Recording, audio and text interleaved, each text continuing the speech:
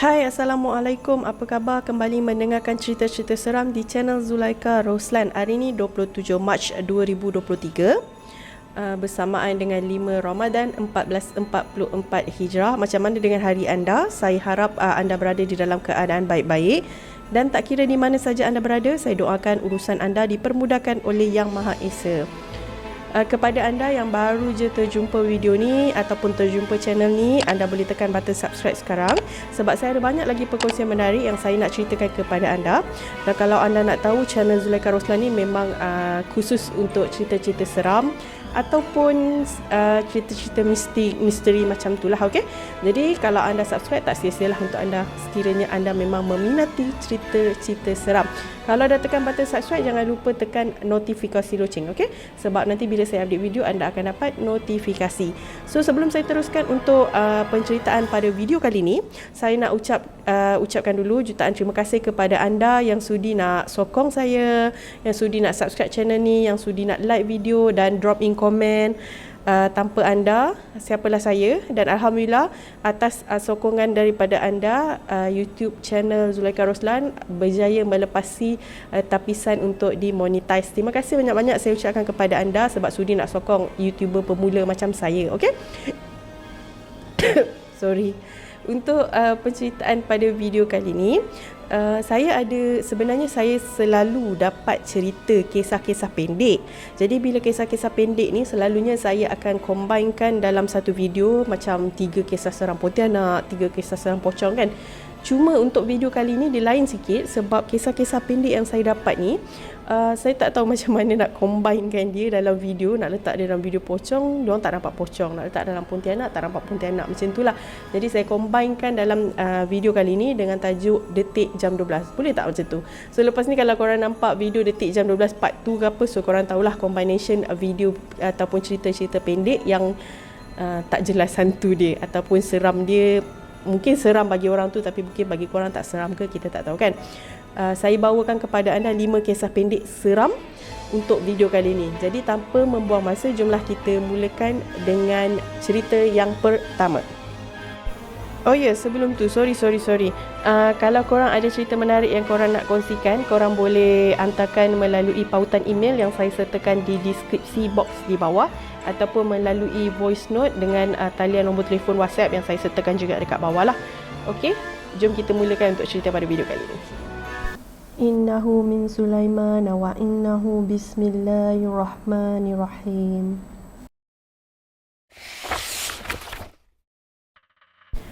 Kisah pertama untuk video kali ini dikongsikan oleh Nabila. Berlaku kepada dia sewaktu dia menuntut di sebuah universiti awam. Dan masa ni dia baru berada di tahun pertama lah. So dia kata pelajar-pelajar tahun pertama dekat universiti dia wajib tinggal di kolej kediaman. Kolej kediaman ni, dia punya kolej kediaman dalam satu bilik ada 4 orang lah. So dia masa tu dia kata Nabila, Ayu, Natasha dengan Nadia. Ayu, Natasha dengan Nadia ni coursemate yang sama. Nabila ni coursemate yang berbeza lah. Walaupun diorang ni bukan under satu coursemate yang sama, tapi hubungan diorang as a roommate tu memang boleh dikatakan agak rapat jugalah. Dan diorang banyak juga habiskan masa bersama-sama. Cuma dalam kebanyakan masa, memang 3 orang tadi tu lebih banyak luangkan masa bersama-sama lah compare to Nabila, sebab diorang tak sama coursemate kan. Jadi bila ada sesi discussion ataupun untuk buat tugasan universiti, memang diorang tak akan lepak sama-sama lah. So dekat Universiti Nabila ni, kebanyakan pelajar memang akan duduk dekat area kampus ataupun kolej kediaman untuk buat discussion. Okey, sebab dekat kawasan ni kan kawasan terbuka, jadi pelajar lelaki dengan perempuan boleh duduk together lah untuk berbincang. Tetapi kebanyakan daripada diorang memang akan duduk berbincang di sebuah tanah lapang lah. So dekat kampus, dekat kolej kediaman dia ada satu tanah lapang yang sebenarnya futsal court dengan badminton court. So dekat situ ada satu lampu yang memang akan menyinari lapangan tersebut. So memang diorang kebanyakan pelajar lah akan duduk dekat situ secara berkumpulan, duduk bersila secara berkumpulan, dan diorang akan buat sesi perbincangan dekat situ. So bila diorang buat sesi perbincangan kat situ, sebenarnya sebabkan open space, jadi tak ada limit time lah sebenarnya untuk diorang balik ke apa, sebab mungkin pihak universiti pun faham ada tugasan-tugasan penting yang diorang kena settlekan yang memang akan drag masa, kadang-kadang melebihi pukul 12. Tapi kebanyakan pelajar memang akan, biasanya diorang akan duduk lepak dekat situ limit sampai jam 12 lebih lah. Biasanya by 1 AM memang kebanyakan daripada diorang dah balik ke bilik masing-masing. So dipendekkan cerita, pada suatu hari tu Nabila dah habis sesi discussion dengan tim dia. Dia pun berjalan balik dekat bilik dia. Masa ni dia kata jam dah pukul 12 lebih. So daripada celah bawah pintu bilik dia tu, dia boleh nampak yang gelap, tak ada cahaya. So dia boleh agak, yang roommate dia pun belum balik juga pada masa tu. So dia pun masukkan kunci, memang pintu berkunci pun masa tu. Dia masukkan kunci, dia buka pintu dan dia nak buka lampu lah. Sebelum dia nak buka lampu ni, dia nampak salah seorang roommate dia, Ayu, sedang tidur di atas katil dia dalam keadaan selubung. Jadi masa ni si Nabila ni dia tak jadilah nak buka lampu sebab dia dah nampak Ayu tengah tidur kan. Sebenarnya dia tak heran pun bila dia nampak Ayu, sebab dia memang tahu Ayu tengah demam. Masa dia last tinggalkan Ayu pun memang Ayu tengah tidur macam tu, tengah selubung macam tu, dengan rambut ikan mayang dia paras bahu dilepaskan, memang dia tengah tidur macam tu. Jadi bila dia nampak si Ayu ni tengah tidur, dia tak naklah ganggu Ayu sebab Ayu tengah demam kan. So dia tak jadi buka lampu utama, dia duduk dekat meja study dia. Dia buka lampu dekat meja study dia. Lampu meja study ni tak terang mana pun, malap-malap je dia kata, jadi takkan mengganggu Ayu lah. So masa tu sepatutnya dia nak terus pergi toilet, nak bersih diri, nak ambil wuduk, nak tidur kan. Tapi biasalah, biasalah dah duduk tu macam malas nak terus gerak. Sambil-sambil tu scroll lah FB dulu, main WhatsApp dulu. Masa ni tak ada TikTok lagi. So FB dengan IG memang apa orang kata tarikan yang ada pada masa tu kan. So dia pun main lah, main. Dah jam dah lebih kurang pukul 1 macam tu. So dia tengok dah pukul 1, dia pun nak bangun lah, nak pergi ke tandas, nak bersih diri lah. Masa ni roommate dia lagi 2 orang tu tak balik lagi. Si Nadia dengan Natasha tak balik juga lagi. So dalam hati dia macam, lambat pula diorang ni balik kan. Tapi macam tak apalah kan, sebab diorang kalau lambat balik macam ni, biasanya diorang buat discussion dekat bilik yang berdekatan je. Maknanya diorang buat discussion sesama perempuan lah. So si Nabila ni ambil dia punya barang basahan tu, dia punya bekas barang basahan tu, dia pun bangunlah nak berjalan menuju ke tandas. So masa di dalam perjalanan nak pergi ke tandas ni, daripada satu bilik ni, bilik lain lah yang ada dekat situ, dia ni disapa oleh seseorang. "Woi, nak pergi mana tu?" So daripada lenggok suara tu, dia kenal lah itu suara Natasha. So dia pun menyinggah lah dekat bilik tu, borak lah dengan diorang. "Korang lambat lagi ke? Jomlah balik tidur, sekarang dah pukul 1. Macam tu lah dia kata kan. So si Natasha dengan Nadia ni pun cakap kat dia, "Tunggu sekejap, sikit lagi je, lepas tu kita nak balik dah." Dia kata macam tu. So okey lah, aku gerak pergi toilet dulu, Nabila kata dekat diorang. So masa Nabila nak bangun pergi kat tandas ni, dia baru je nak gerak, langkah dia terhenti sebab dia nampak Ayu sedang tidur dekat atas katil yang ada dalam bilik tu. So dia pun tegur lah, tu Ayu ke?" Dan si Nadia jawab lah, Ayu lah, Ayu demam kesian dia nak tidur dekat bilik seorang-seorang, tak berani, jadi dia tidur dekat sini sementara nak tunggu kita orang siap kerja. Okey, kalau Ayu tengah tidur dekat situ, siapa pula yang dekat bilik aku tadi? Si Nabila dah macam spontan, dia tak jadi pergi ke tandas, dia pergi lari kat bilik, patah balik dekat bilik, dia buka pintu, dia buka lampu, dan tak ada sesiapa pun sebenarnya yang sedang tidur dekat atas katil Ayu pada masa tu. Sedangkan dia dah balik daripada pukul 12 tadi, sebelum dia nak gerak pergi tandas, dah sejam dah dia dekat situ, main handphone, main FB, main IG. Dia memang nampak ada orang tengah tidur kat situ tu, sebiji macam Ayu dengan rambut ikan mayang terlepas macam tu, berbungkus macam tu. Tapi sekarang tak ada orang, tak ada. So siapa yang daripada tadi yang ada dalam bilik tu dengan dia? Mula-mula kan dia macam, ya Allah Tuanku, siapa pula yang ada dekat dalam bilik ni dengan aku tadi? Nak cakap bolster, bantal peluk panjang tu kan tak mungkin, sebab Ayu tak tidur menggunakan bolster tu. Memang tak ada bolster pun atas katil Ayu. So masa ni dah rasa tak sedap hati, tapi dia lanjutkan langkah dia pergi ke tandas. Dia ambil wuduk, dia sampai kat bilik, dia mengaji dulu sementara nak tunggu kawan-kawan dia balik. Dan dia kata Alhamdulillah sebenarnya itu saja gangguan yang berlaku dekat dia. So far dia kata tak ada lagi lah apa-apa perkara-perkara seram yang berlaku dekat dia sepanjang dia belajar dekat universiti tersebut.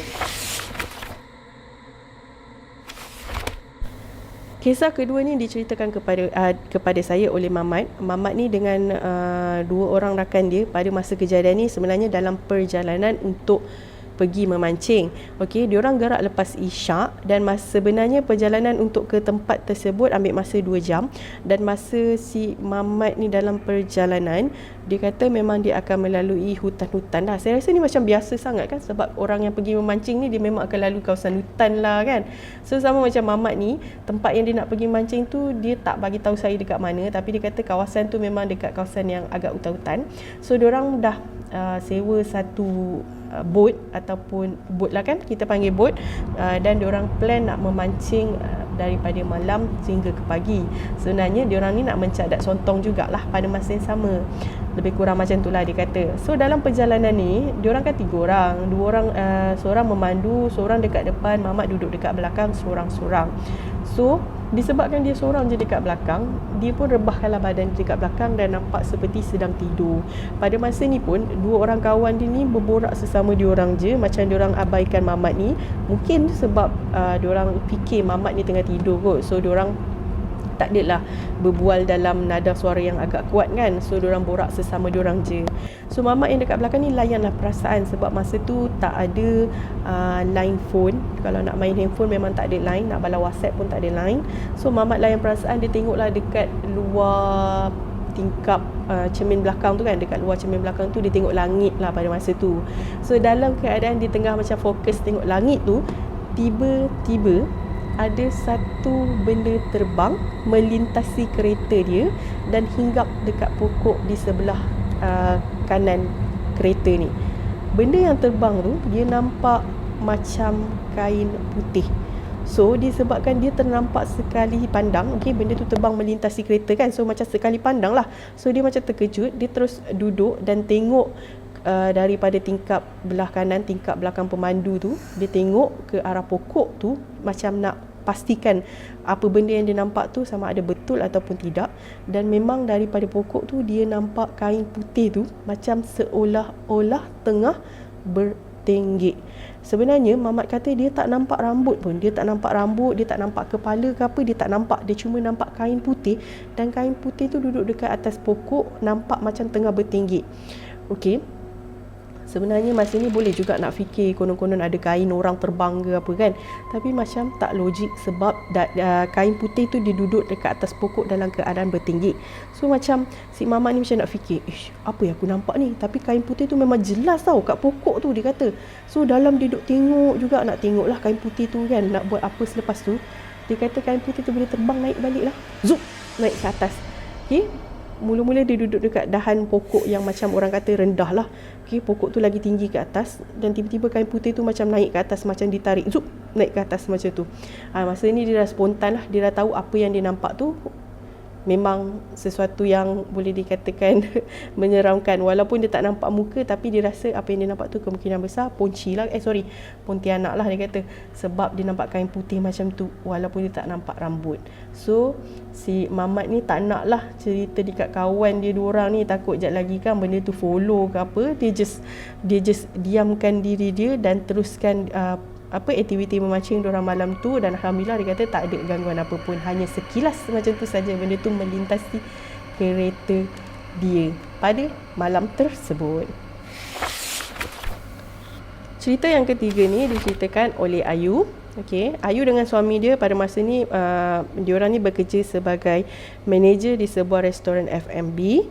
Diorang bukanlah bekerja dekat restoran yang sama, under company yang sama, tetapi lokasi restoran yang berbeza. So kebanyakan masanya Ayu dengan suami dia, diorang akan arrange jadual diorang samalah. So contoh kalau husband dia masuk pagi, Ayu pun akan masuk pagi, so that diorang boleh pergi bekerja sama-sama. Ayu ni dia tinggal dekat sebuah apartmen kos rendah.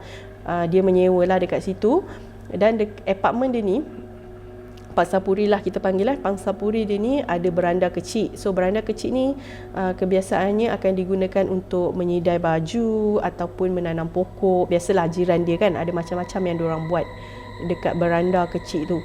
So suatu hari tu Ayu dengan husband dia balik memang dah lewat. Diorang shift malam masa tu. Diorang balik sepatutnya jadual untuk diorang pulang adalah pada pukul 12 malam. So kalau let's say husband dia memang pulang sharp pukul 12 malam, husband dia akan sampai dekat Ayu dalam 20 macam tu, 20 minit perjalanan lah. So bila diorang on the way balik rumah, diorang akan ambil masa lebih kurang 20 minit lagi. So macam 12.40 menghampiri pukul 1 tu diorang dah sampai. Tapi malam tu laki dia lewat sikit balik sebab ada gangguan sistem dekat restoran ni tempat husband dia bekerja. So husband dia sampai dekat Ayu masa tu jam dah pukul 12.30 Ayu kata. 12.30 lebih lah, dekat 12.40 macam tu. So diorang dah settle, Ayu memang dah settle kerja, diorang pun balik lah menaiki motosikal pulang ke rumah. Masa diorang sampai kat rumah jam memang dah pukul 1.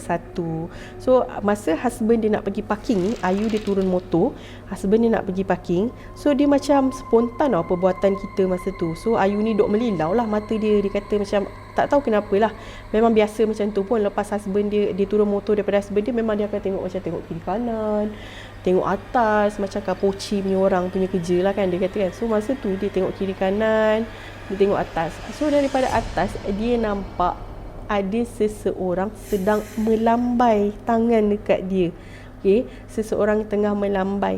Masa dia nampak ni, dia spontan pergi lambai balik. Sebab dah orang tu melambai kan dekat atas, dia pun melambai lah balik macam tu. So husband dia pun tegur, awak lambai siapa? Husband dia tanya dia kan. So dia pun cakap lah dekat husband dia, tu Cik Zainab nampak tak? Malam-malam tak tidur lagi, buat apa ni? So husband dia pun macam, oh okey lah, jom lah naik. So husband dia bawa, diorang pun jalan lah naik dekat atas. Sebelum masuk, biasalah baca doa, diorang kata masuk, terus mandi, ambil wudu, solat isyak sebab memang diorang tak solat lagi, dan diorang nak tidur. Masa diorang nak tidur ni, husband dia cakap dekat dia apa tau?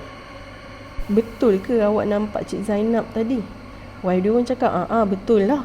Awak lupa ke Cik Zainab kan dah meninggal 2 minggu lepas. Wife dia terdiam, terdiam. Dia terus cakap, ya Allah ya Tuanku, Cik Zainab dah meninggal dunia. Subhanallah, siapalah yang aku lambai tadi? Tapi aku nampak dengan jelas memang Cik Zainab yang melambai aku, dia kata.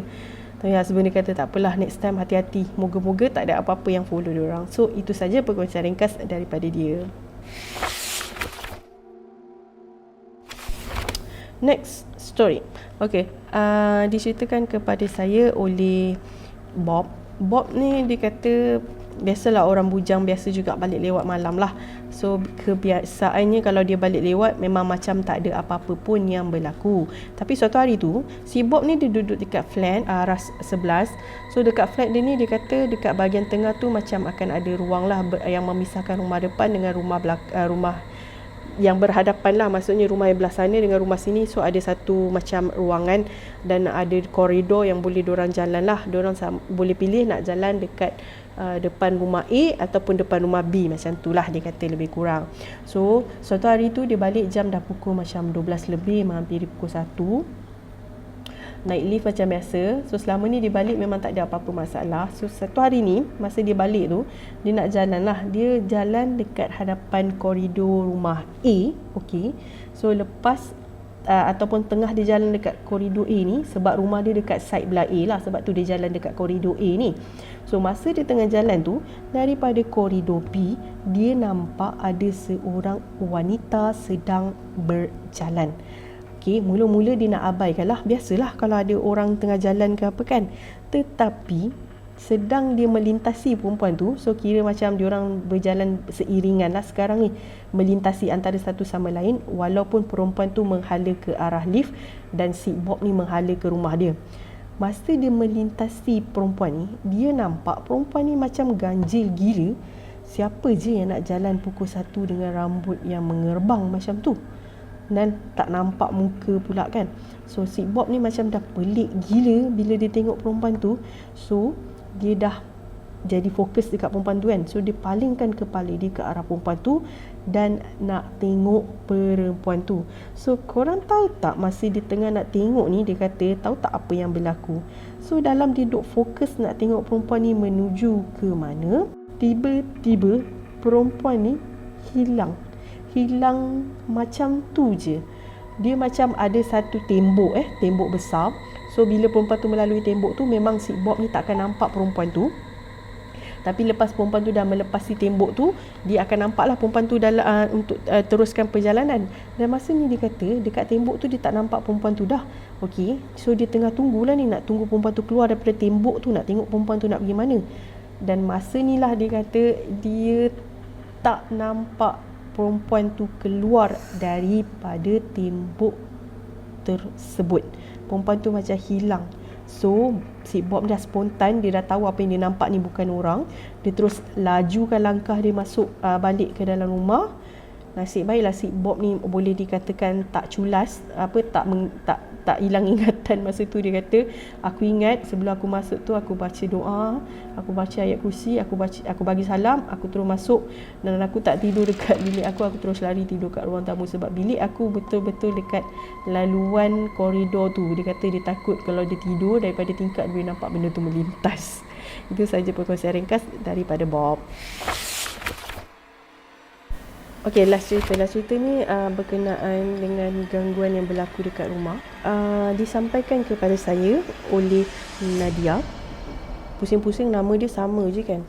So Nadia ni dia tinggal dekat sebuah rumah, boleh dikatakan apartmen macam ni. Pangsapuri kos rendah. So rumah si Nadia ni, sebelah rumah dia adalah rumah kosong yang memang dah lama dikosongkan. Katanya owner rumah tersebut balik ke kampung dan dia malas nak uruskan untuk sewa ke apa macam tu lah.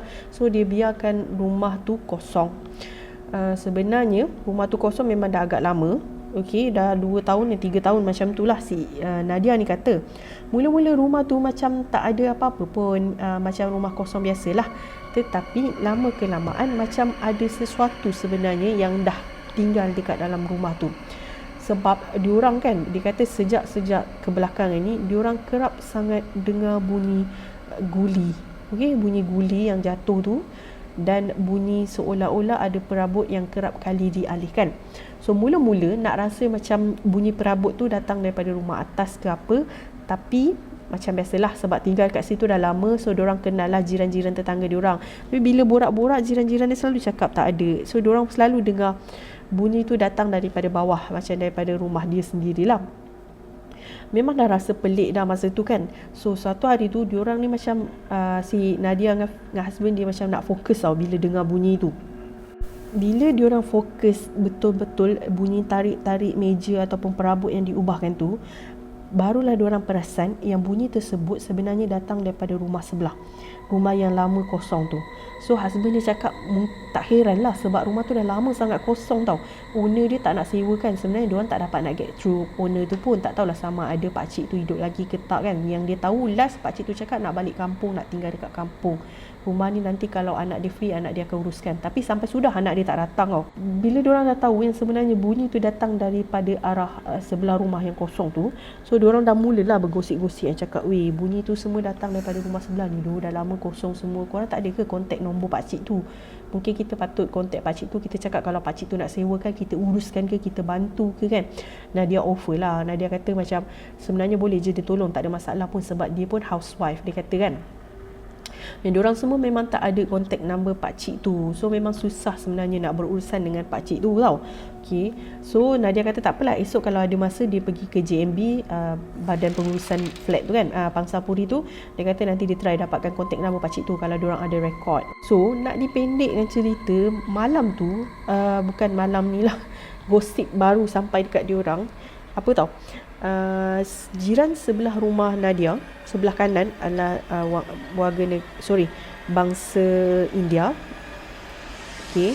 So sebelah kiri dia rumah pakcik tadi itulah yang kosong. So malam tu yang aunty sebelah ni, anak dia mabuk tau. anak dia 2 orang pulang dalam keadaan yang memang agak mabuk tapi masih lagi boleh dikontrol lah. Aunty tu yang cerita dekat si Nadia ni lah. So masa dalam perjalanan balik ni, diorang disebabkan diorang ni mabuk, diorang salah naik tangga tau. Salah naik tangga, diorang naik tangga yang sebelah kiri. Sepatutnya diorang boleh naik tangga sebelah kanan. So bila diorang naik tangga sebelah kanan, diorang akan terus sampai rumah diorang. Tapi disebabkan diorang naik tangga sebelah kiri, diorang akan melalui rumah kosong ni dulu dan rumah Nadia, barulah diorang sampai dekat rumah diorang. Okey. So masa diorang naik ni, diorang kata yang Anir 2 orang yang mabuk ni kata dia dengar macam suara baby menangis tau. Dekat area rumah Nadia tu ataupun dekat aras rumah Nadia, memang tak ada baby yang baru lahir. Kalau ada pun anak yang dah berusia 3 tahun ke apa. Dan masa dia dengar budak tu nangis, memang bunyi macam baby yang baru lahir. So Anir ni mula-mula nak ignore je lah, nak abaikan sebab diorang kan mabuk kan. So diorang tak nak lah fikir panjang. Tetapi sewaktu diorang melintasi rumah pakcik sebelah ni, okay, bunyi tangisan baby tu semakin kuat. Bila bunyi tu dah kuat, so si Anir 2 orang ni walaupun dalam keadaan mabuk, dia dah mula macam ada baby ke dalam ni, macam tu lah dia cerita kat mak dia. So dia pun mengintailah di sebalik cermin tingkap yang ada dekat tepi rumah, depan rumah tu lah, kat tepi tu ada cermin tingkap yang boleh diorang ngintai dan diorang akan nampak straight ke arah ruang tamu. So masa dia ngintai ni, okay, dia tak nampak apa-apa, tetapi bunyi bayi tadi semakin jelas. Dan bila diorang ni macam nak fokus nak tengok, tiba-tiba bunyi bayi tadi bertukar menjadi, bunyi tangisan tadi tu bertukar menjadi bunyi gelak ketawa budak. Dan masa ni dia boleh kat Anir 2 orang tadi tu kata dia nampak ada budak lari daripada satu bilik ke satu bilik.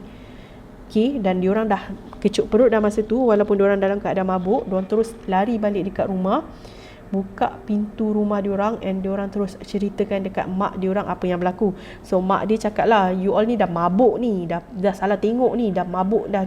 Mak dia cakap macam tu lah, marahkan diorang kan, balik mabuk lepas tu cakap bukan-bukan. But diorang macam tak puas hati lah. Diorang kata diorang nampak jelas tau, diorang tarik mak diorang, diorang paksa mak diorang aunty tu pergi tengok dekat rumah tu. Dan bila diorang sampai kat rumah tu, aunty tu kata memang dia dengar suara baby menangis tau. Memang jelas sangat suara baby menangis tu. Tapi aunty ni kata dia tak berani nak tengok dalam rumah. Sebab dia kata dia takut lah, sekejap lagi dia mengintai, tiba-tiba benda tu segah dia daripada tepi kan. So aunty ni pun cakap dekat anak dia, tak apa-apa, balik. Dan aunty tu ceritakan lah apa yang berlaku dekat anak dia, dengan apa yang dia dengar tu kepada dalam WhatsApp group dia orang lah. So aunty ni tanya Nadia, you tak ada dengar ke suara budak nangis malam-malam ke apa? Nadia kata, mana ada aunty, semalam pun masa aunty kata aunty dengar suara baby nangis, mana ada, saya tak ada dengar apa pun. Nadia kata, so kalau ikut logik, Nadia lah yang akan dengar dulu sebab rumah Nadia betul-betul sebelah rumah pakcik tu kan. Tapi Nadia tak dengar, dan kebetulan Anir 2 orang tu dia balik lambat, dia orang yang terdengar suara bayi tu dan ternampak seorang anak kecil melintas daripada bilik ke bilik. Itu saja perkongsian cerita daripada Nadia. So far Nadia kata dia tak tahu macam mana nak buat dekat rumah tu sebab JMB cuba hubungi tuan rumah pun tak dapat. Tak pasti sebab COVID 2 tahun kan. Allahuakbar sama ada pakcik tu masih hidup ataupun tidak. Dan sehingga kini sebenarnya rumah sebelah tu masih lagi kosong. Itu saja perkongsian cerita daripada Nadia. Alright, terima kasih sebab sudi dengar sehingga habis. Jangan lupa like, share dan drop in komen anda. InsyaAllah saya akan balas komen-komen anda. Semoga kita jumpa on the next video. Terima kasih sebab sudah stay tune, sudah support. Thank you so much guys. Bye.